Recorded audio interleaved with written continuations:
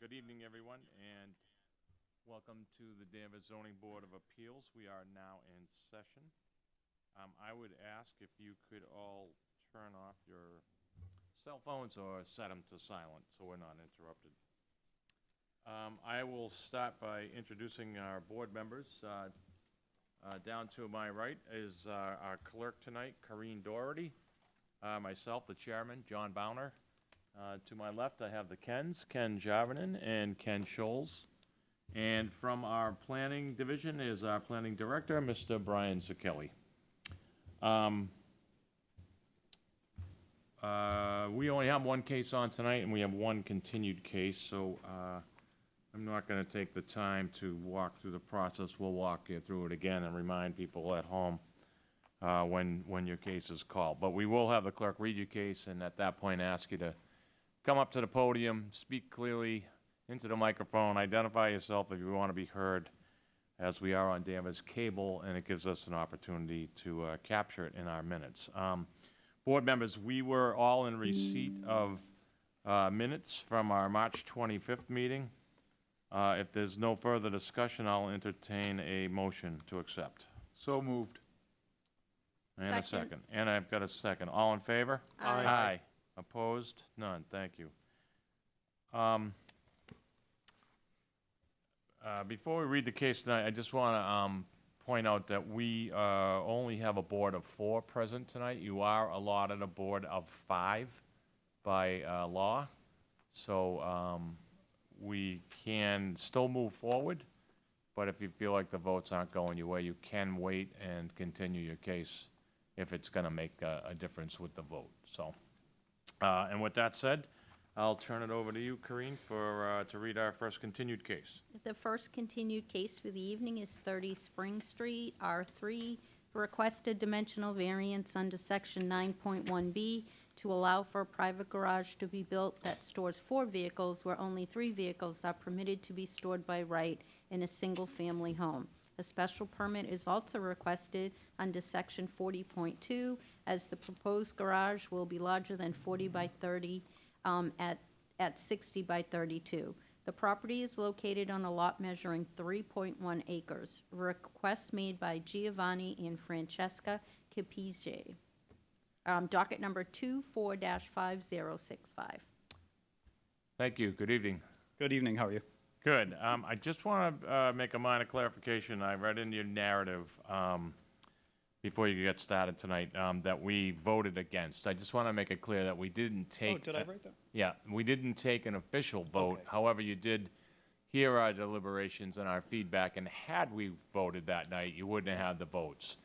I only point that out because had we taken a vote, and if you were denied, you wouldn't be able to come back before us for 2 years. So No problem. we continued the case, we didn't vote, and I just want to make sure you're clear on that. Okay, yes, I am. Yeah. Thank you. Okay, go ahead. Tell All us, right, sure. tell us what happened. Sure.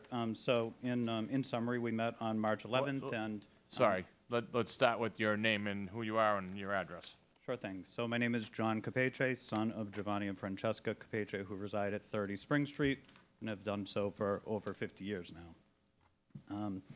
So at the last meeting that I attended, it was on March 11th, and the overall consensus was the 4-bay garage that I was proposing at a area of 32 by 60 was overall too large.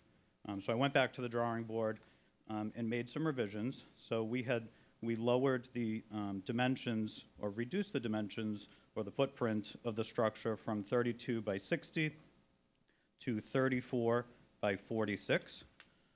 Additionally, there were plans on the original plans had called for stairs that were going up to a second floor storage area. We scrapped that completely because lowering the footprint, the stairs would have impeded with the vehicle. And instead of attic trusses, we're just going to go with standard trusses on that. I lowered the roof pitch from an 8 to a 6, so that brought the overall height of the structure down a couple feet. And then the number of bay doors has gone from 4 now to 3. The size of the doors from the original plans to these plans remain the same at 10 feet wide, 9 feet high. Yeah, that's basically it. Okay, so that's kind of a Those summary are of the changes you revisions. made. That's right. Very good. If there's nothing else you want to add, I'll turn it over to our board for questions. No, I'd say the only thing that I want to just add as a comment, I know there was no site visit planned or whatnot, but going along with the overall area that this structure is to be built, it's just a rural, almost 4 acres of property, and I don't think that it's, detrimental. It fits in well. It's not impeding on anyone's view of anything, and I think that it's well suited to the area of the property and the needs of the property. There's a lot of landscaping and whatnot involved in maintaining a property that size. So that's why I was trying to put something big to be able to accommodate all the equipment and whatnot that we have. Thank you. Okay, thank you. Yeah, and before I turn it over to the board, I will just point out, one of the things that the board takes under consideration with all variances is this stays with the life of the property. So after Okay. your family's well and gone. Yep. And that's why we try to make sense of it. Is it going to make sense down the road? If someone, your intentions are good, but maybe the next owners are not. So I understand. that's what we look at. But we'll start with you, Corinne, down there. So now that you've reduced the size and you've eliminated one of the garage bays, I would like to ask a question of the planning department. Yeah, sure, go ahead. Mr. Sekeli, I noticed from the voting guide that we no longer need the first part of relief, and that the only reason why the applicant is in front of us is because of the oversized nature of the building or the garage. That's correct. So the dimensional variance has been erased by Yep. going it from 4 bays to 3 bays. So dimensional variance gone.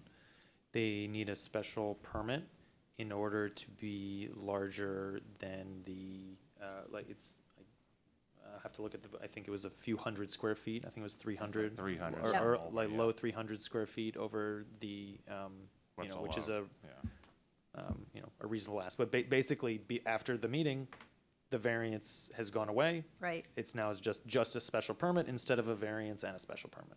okay, okay. Okay, so that's clear to all the board members. This is no longer a variance, it's just a special permit. Yes. And just one other question. I remember when your dad was here last time, he said one of the reasons why he needed the extra space was that he had woodworking tools, I believe, that are in his basement that he now wants to store in the garage. So I'm assuming that's why you need that extra 300 square feet, more room in the back and more room on the sides. So that's exactly what we're going to do. So so if you pull a vehicle in, that additional 10 feet or so is just going to be a whole line of woodworking equipment. Instead of having its own bay, it'll have its own wall. Okay, okay, perfect, thank you. Thank you. Thanks, Corinne. Ken?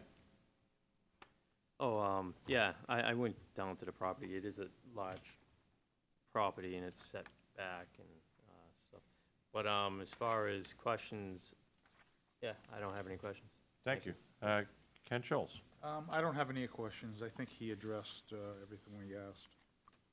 Thanks, Ken. And the only one I had is, so internally to the building, you just mentioned at the rear of the garage, I'm assuming, so there'll be a wall within the garage to separate this wood shop area? No. No. The woodworking equipment will be against the back wall. Against the And back then wall? Okay, the so it's 10 one feet is wide for open movement, garage maybe once you're benches inside. or whatnot. That's right. Okay. Not an additional wall, no. Got it. No, And, it'll be a completely open room. Yep. Okay, and I think if I remember correctly, no water, just electricity. That's correct. Okay. Yep.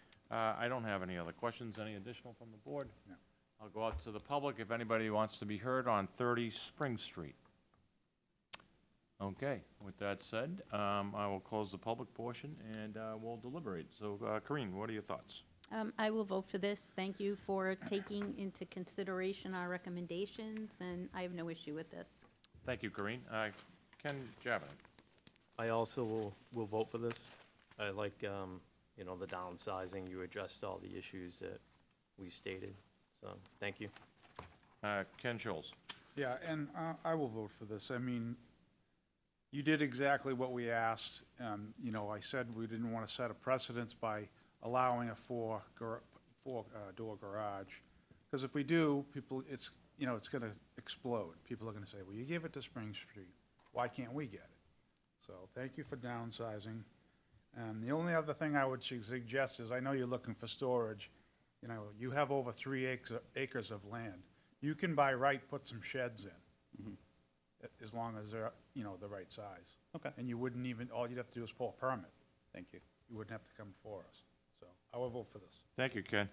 Yeah, and again, thank you for listening to our comments. I, too, will vote favorably for this because I think it's, although it's oversized, you're correct. I think the lot's ginormous, and that's quite a piece of land, and I think the garage won't look out of place, so. With that said, board members, could I get a motion, please? I make a motion to grant a special permit from section 40.2 to allow for a garage to be larger than 40 feet by 30 feet, measured at 34 feet by 46 feet, and that the municipal water and sewer systems shall not become overloaded by the proposed use. The public streets shall not become overloaded by proposed use. The value of other land and buildings will not be depreciated by the proposed use. The specific site is an appropriate location for the use or structures. The use developed will not adversely affect the neighborhood. There will not be an undue nuisance or serious hazard to vehicles or pedestrians, and adequate appropriate facilities will be provided to ensure the proper operation of the proposed use, structure, and condition. The proposed use or structure will be in harmony with the general purpose of this bylaw.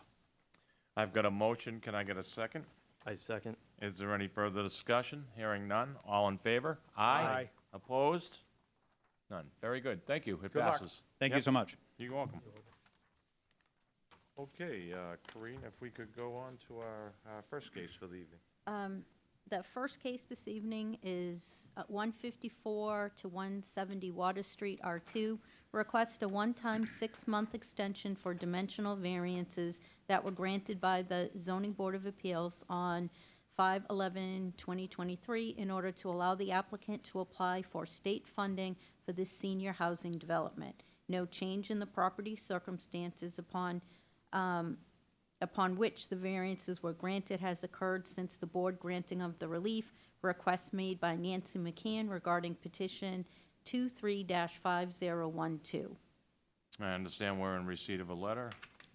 Yes, Mr. Chair, it's from Nancy McCann to Brian Zakelli, dated Monday, April 1st, 2024. Hi, Brian. I believe my request for a 6-month extension of the variances for the above project is slated for the April 8th ZBA meeting. I have a family conflict that evening, so would it be possible to move this to the April 22nd ZBA meeting? Please let me know. Thank you, Nancy. Okay, we have a motion, or someone, could you please make a motion to continue this to April 22nd? I make a motion that we move this case to the April 22nd, docket 23-5012. And a second, please. I second. Any further discussion? All in favor? Aye. Opposed? None. It passes. We'll move that to the 22nd, and we have additional cases as well, right? Very good. And I believe, unless you have any business for us, Brian, we will close the meeting. No, the only thing I'll quickly say is about the redrafted zoning bylaw. So right now, we're in this in-between time before the Attorney General approves the articles. They're given 90 days to do that, and they usually take about that amount of time. If there are changes, there are actually rarely changes from the AG, but it's usually notes, but rarely changes actually to the bylaw. So what we're going to do is we're going to have a revised bylaw electronically to you by the next meeting. We're now going to start picking up for when people start applying for things. We're going to make sure that they're actually referencing the correct numbers so that you're giving the correct relief with the new just the new sections of the bylaw. Very good.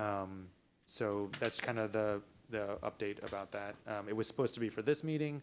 I'm sorry we were not able to get it to you, but we will have something for our next meeting. So in 2 weeks. We'll blame it on the eclipse.